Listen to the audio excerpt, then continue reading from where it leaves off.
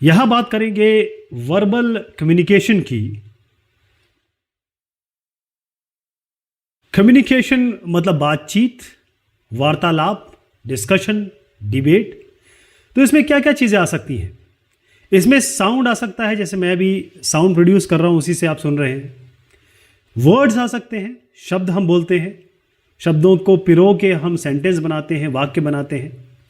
Language, किस भाषा में आप बात कर रहे हैं, हिंदी में, अंग्रेजी में, जापानी में। और स्पीच, स्पीच का मतलब है कि क्या टोन है, कब आप रुक रहे हैं, कितना तेज़ी से बोल रहे हैं, क्या इंटेंसिटी है, ये सारी चीज़ें स्पीच में आ जाती है। तो वर्बल कम्युनिकेशन में एक बड़ा मिसकंसेप्शन है कि हम इसको मानते हैं कि बोला जाने वाला जो बातचीत हो रही है वो हमारा वर्बल कम्युनिकेशन होता है, लेकिन ऐसा नहीं है। इसमें रिटन भी आता है, लिखित भी आता है। तो वर्बल कम्युनिकेशन सबसे इंपॉर्टेंट, सबसे ज़रूरी और सबसे इफेक्टिव, सबसे कारगर तरीका है जब हम बातचीत करते हैं। क्यों? क्योंकि यहाँ पर हम एक तो अपने इमोशंस, देखे दोनों बातचीत कर रहे हैं आपस में, एक दूसरे को अपने इमोशन हाथों के जरिए दिखा रहे हैं।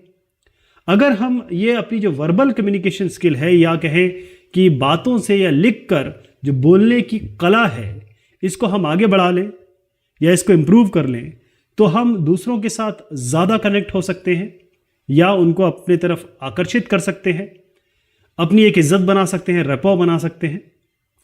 तो हम बात करेंगे कुछ बहुत ज़रूरी वर्बल कम्युनिकेशन की जो फॉर्म्स हैं, प्रकार जो हैं। वर्बल कम्युनिकेशन के अलग अलग तरीके के प्रकार हैं। इसमें सबसे पहली चीज़ आती है इंटरपर्सनल कम्युनिकेशन।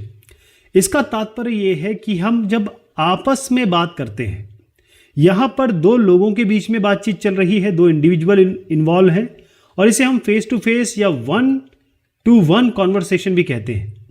ये फॉर्मल भी हो सकते हैं। मान लीजिए ये दोनों दोस्त हैं तो इसे हम फॉर्मल कम्युनिकेशन कहेंगे।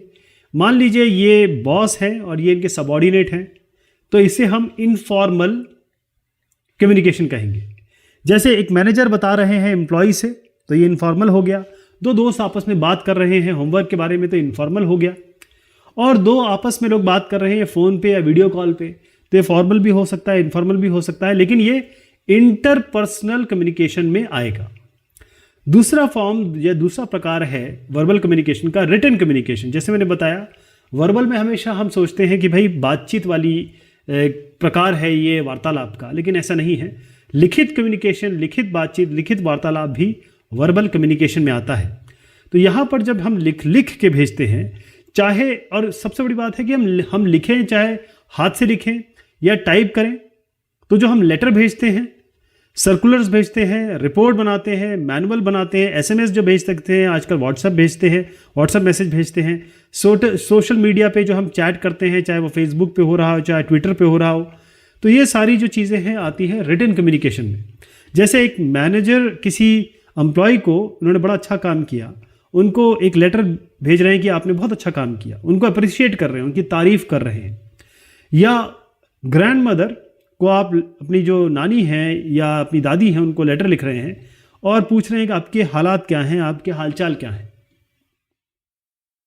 स्मॉल ग्रुप कम्युनिकेशन, इसमें एक छोटा ग्रुप है, बहुत बड़ा ग्रुप नहीं है, यानी ज़्यादा से ज़्यादा 15 लोग, 2 भी हो सकते हैं, 4 भी हो सकते हैं, लेकिन ज़्यादा से ज़्यादा 15-20 लोग से ज़्यादा नहीं होंगे।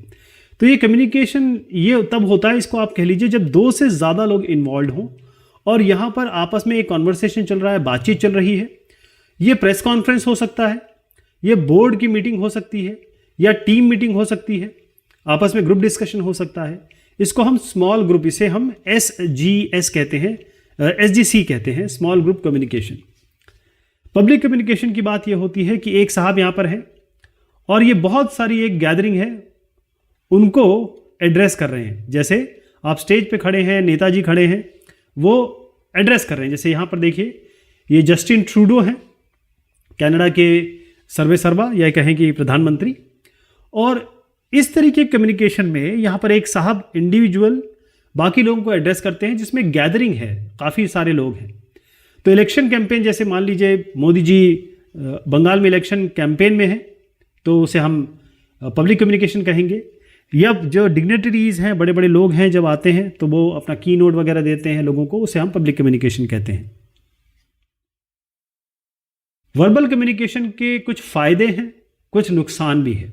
सबसे पहली चीज़ ये है कि फ़ायदे ये हैं कि ये इजी मोड ऑफ कम्युनिकेशन है। इसका मतलब ये क्या होता है कि अगर लोग आपस में बात करते हैं, चाहे वो सामने सामने बात करें या फिर वो कैसे कैसे कर रहे हैं, लिखित रूप में बात कर रहे हैं, तो फटाफट रिस्पांस मिलता है। जैसे आप चैटिंग भी कर रहे हैं लिखित रूप में तो फटाफट रिस्पांस मिलता है। तो आप इनका एक मैसेज जाएगा, उसके अनुसार ये अपना जवाब देंगे, फिर इनके जवाब के अनुसार ये इनसे बात करेंगे। कहने का मतलब कि आप अपना रिस्पांस फटाफट चेंज कर सकते हैं या फिर उस तरीके से जवाब दे सकते हैं। डिसएडवांटेज ये है कि यहाँ पर होता यह है कि आप कह रहे हैं खेत, वो समझ रहे हैं खलिहान।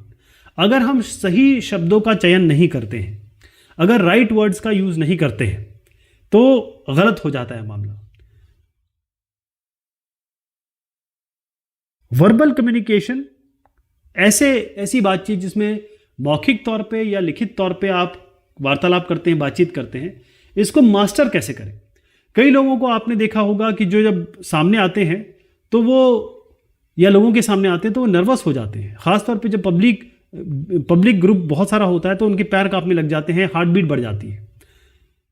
चाहे वो अपने टीचर से बात कर रहे हों, किसी बड़े मैनेजर से बात कर रहे हैं या सुपरवाइजर से बात कर रहे हों, प्रबंधक से बात कर रहे हो, अपने किसी से भी बात कर रहे हो, वो थोड़ा सा घबराते हैं, डरते हैं। लेकिन कुछ तरीके हैं जिससे आप इसको बढ़ा सकते हैं।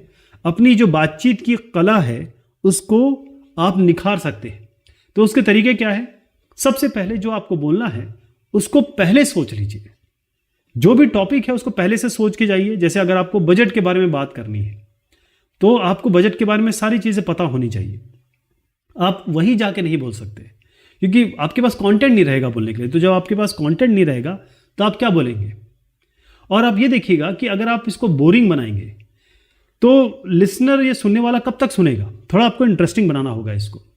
और सबसे अच्छा तरीका है, अगर आप बहुत ज़्यादा घबराते हैं तो आप इसको पहले से ही लिख के ले जाइए, क्योंकि आप जब लिखेंगे तो आपके दिमाग में बैठ जाएगा और आपको पता रहेगा मुझे कब क्या बोलना है।